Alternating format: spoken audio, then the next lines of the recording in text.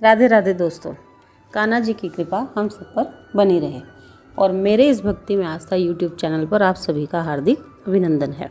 दोस्तों, इस वीडियो में हम आपको माँ दुर्गा की तीसरी शक्ति माँ चंद्रघंटा की कथा सुनाएंगे और तीसरे नवरात्रे में इनकी आराधना की जाती है। इनकी प्रसन्नता के लिए भक्तजन व्रत भी रखते हैं। जब ये व्रत चैत्र शुक्ल तीज को होता है तो इसे गौरी तीज भी कहा जाता है। इस दिन गणगौर का व्रत भी रखा जाता है और इसी दिन से गौरी मैया के 1 साल के गौरी तीज के व्रत भी शुरू किए जाते हैं। गौरी मैया सधवा स्त्रियों को अखंड सौभाग्य का वरदान देती हैं। चलिए दोस्तों, कथा शुरू करते हैं। बोलिए चंद्रघंटा माता की जय। पिंडज प्रभरा रूढ़ा चंड कोपास्त्र कैर्युता प्रसादम तनुते मह्यम चंद्रघंटेति विश्रुता। नवरात्रि उपासना में तीसरे दिन इन्हीं के विग्रह का पूजन आराधन किया जाता है। इनका यह स्वरूप परम शांतिदायक और कल्याणकारी है। इनके मस्तक में घंटे के आकार का अर्धचंद्र है। इसी कारण से इन्हें चंद्रघंटा देवी कहा जाता है। इनके शरीर का रंग स्वर्ण के समान चमकीला है। इनके 10 हाथ हैं। इनके 10 हाथों में खड्ग आदि शस्त्र तथा बाण आदि अस्त्र विभूषित होते हैं। इनका वाहन सिंह है। इनकी मुद्रा युद्ध के लिए उद्धत रहने की होती है। इनके घंटे की सी भयानक चंड ध्वनि से अत्याचारी दानव दैत्य राक्षस सदैव प्रकंपित रहते हैं। नवरात्र की दुर्गा उपासना में तीसरे दिन की पूजा का अत्यधिक महत्व होता है। इस दिन साधक का मन मणिपुर चक्र में प्रविष्ट होता है।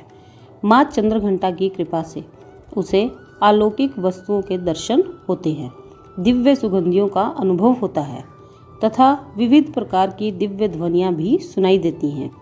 ये क्षण साधक के लिए अत्यंत सावधान रहने के होते हैं। माँ चंद्रघंटा की कृपा से साधक के समस्त पाप और बाधाएं विनष्ट हो जाती हैं। इनकी आराधना सद्य फलदायी होती है। इनकी मुद्रा सदैव युद्ध करने के लिए अभिमुख रहने की होती है। अतः ये भक्तों के कष्टों का निवारण करने के लिए अत्यंत शीघ्रता से तैयार रहती हैं। इनका वाहन सिंह है। अतः इनका उपासक सिंह की तरह पराक्रमी और निर्भय हो जाता है। इनके घंटे की ध्वनि सदा अपने भक्तों की प्रेत बाधा आदि से रक्षा करती रहती है। इनका ध्यान करते ही शरणागत की रक्षा के लिए इस घंटे की ध्वनि निनादित हो उठती है। दुष्टों का दमन और विनाश करने में सदैव तत्पर रहने के बाद भी इनका स्वरूप दर्शक और आराधक के लिए अत्यंत सौम्यता एवं शांति से भरा रहता है। इनकी आराधना से प्राप्त होने वाला एक बहुत बड़ा सद्गुण यह भी है कि साधक में वीरता निर्भयता के साथ साथ सौम्यता एवं विनम्रता का भी विकास होता है। उसके मुख नेत्र तथा संपूर्ण काया में कांति गुण की वृद्धि होती है। स्वर में दिव्य अलौकिक माधुर्य का समावेश हो जाता है। माँ चंद्रघंटा के भक्त और उपासक जहाँ भी जाते हैं लोग उन्हें देखकर शांति का अनुभव करते हैं। ऐसे साधक के शरीर से दिव्य प्रकाश युक्त परमाणुओं का अदृश्य विकर्ण होता रहता है। यह दिव्य क्रिया साधारण चक्षुओं से दिखलाई नहीं देती, किंतु साधक और उसके संपर्क में आने वाले लोग इस बात का अनुभव भली भांति करते रहते हैं।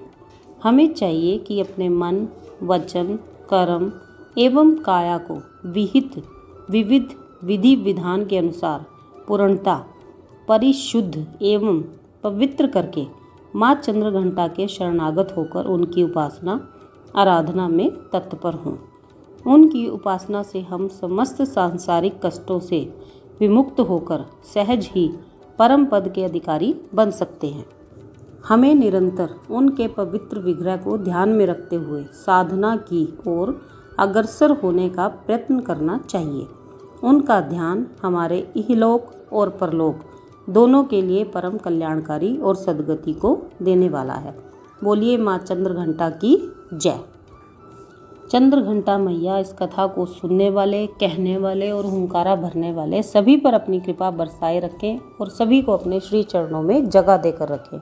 इन्हीं शुभकामनाओं के साथ आप सबको मेरी राधे राधे। दोस्तों, आप हमसे एक रिक्वेस्ट है कि आप हमारे इस चैनल को लाइक, शेयर और सब्सक्राइब कर दीजिए और साथ ही हमारे बेल आइकन को भी दबा दीजिए ताकि हमारी हर नई वीडियो की नोटिफिकेशन आप सबको मिलती रहे। राधे राधे दोस्तों, जय श्री कृष्णा, जय माता दी।